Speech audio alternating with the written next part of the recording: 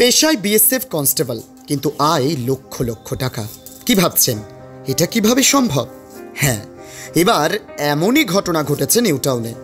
নাম পরিচয় বদল করে ওয়েবসাইটে মহিলাদের সাথে যোগাযোগ, কখনো বিয়ের প্রতিশ্রুতি, আবার কখনো জমি ও গাড়ি কিনে দেওয়ার প্রলোভন দেখিয়ে একাধিক মহিলার থেকে লক্ষ লক্ষ টাকা হাতিয়ে নেওয়ার অভিযোগ। ঠিক আছে, এবং বিয়ের দিকে ব্যাপারটা এগোচ্ছিল, কিন্তু আমি পরে গিয়ে জানতে পারি যে এই ধরনের অনেক স্ক্যাম করে বেড়াচ্ছে, এবং স্ক্যামগুলো শুধু এই বিয়ের প্রতারণা দিয়ে টাকা পয়সা নেওয়া মহিলাদের কাছ থেকে। আমি এরকম আরও অনেক এফআইআর পেয়েছি ওর আগেনস্টে। আমার গাড়িও নিয়ে চলে গেছিলো কিছুদিন আগে, এবং লাস্টলি ফাইনালি যেটা হলো, আমি একটা সিঙ্গেল মাদার, আর আমার বাচ্চার সাথেও একটু নোংরামি করেছে। ঠিক আছে, সো নোংরামি মানে একটু বেশিই করেছে, সেটার জন্য একটা কেস করা হয়েছে এখন। অভিযুক্তের নাম মোহাম্মদ নিশাদ আলী, বজবজের বাসিন্দা, পেশায় তিনি বিএসএফ কনস্টেবল। অভিযুক্ত দীর্ঘদিন ধরেই নিউ টাউনের সাপুজি এলাকায় এ ধরনের কাণ্ড করছিল বলে অভিযোগ। টেকনোসিটি থানায় একাধিক মহিলা অভিযোগ দায়ের করলে পুলিশ তদন্তে নেমে অভিযুক্ত বিএসএফ কনস্টেবলকে নিউ টাউন এলাকা থেকে গ্রেপ্তার করে। এই অভিযুক্তের বিরুদ্ধে মায়ের সঙ্গে সম্পর্ক গড়ে তোলার পাশাপাশি একটি ছোট মেয়েকে শারীরিক ও মানসিক কষ্ট দেওয়ার অভিযোগ রয়েছে। তাকে বারাসাত আদালতে তোলা হয়েছে। আপনি চিনতেন? মোহাম্মদ নিশাত আলীর সাথে আমার পরিচয় ভারত ম্যাট্রিমনি অনলাইন সাইটে 2020 সালে। অ্যান্ড দেন ও বিয়ের প্রতিশ্রুতি দেয় এবং বিয়ে করে অনেস্টলি সেটা।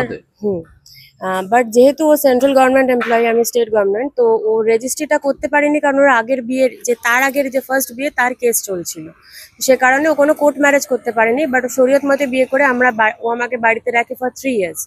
ওর শ্যামপুর বজবজ নারকেলডাঙ্গায় বাড়ি, ওর মা বাবা বোনের সাথে আমার সংসার, সেটা পুরোটাই এখন অস্বীকার করছে।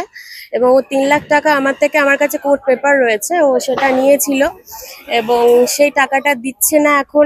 আমার আলিপুর কোর্টে কেস চলছে, বজবজ পুলিশ আমার সহায়তা করেনি, 1 বছরের ওপর হয়ে গেল এফআইআর লজ করেনি। তবুও নিখাতের সাথে আমার পরিচয় এই ম্যাটারে, এবং এখন অবধি আমি আইন শৃঙ্খলার উপর ভরসা রেখে এখনো চাইবো আই ওয়ান্ট জাস্টিস। টাকাটা তো চলেই গেছে, আমার প্রচুর সময় 5 বছর নষ্ট করে দিয়েছে, আরও অনেক মেয়ের ভবিষ্যৎ এইভাবে নষ্ট করে দেবে যদি প্রপার জাস্টিস এইবারে ও না পায়। সো সব কিছুর পরে হ্যাঁ, ও BSF commando GD, BSF commando constable GD.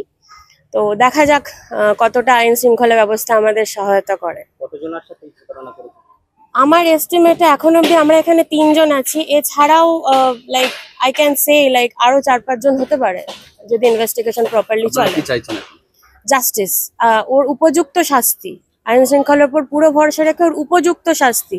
ওই বাচ্চা মেয়ের সাথে যে নারকীয় আচরণ করেছে তার শাস্তি, ও এত যে প্রতারণা করেছে, মানুষকে নিঃস্ব করে দিয়েছে, মেয়েদের মান ইজ্জত নিয়ে খেলেছে, এখনো ইনক্লুডিং ইটস ফ্যামিলি, এখনো আমার নামে যা বা বাকিদের নামে যা চলছে সব কিছুর একটা প্রপার শাস্তি, একটা দৃষ্টান্তমূলক শাস্তি, যাতে কিনা মানুষ দ্বিতীয়বার কোনো সেন্ট্রালের কোনো বড় এরকম চাকরির নাম হাঁকিয়ে এইভাবে মানুষকে বা মেয়েদেরকে প্রতারণা করার আগে ভয় পায় পশ্চিমবঙ্গে দাঁড়িয়ে।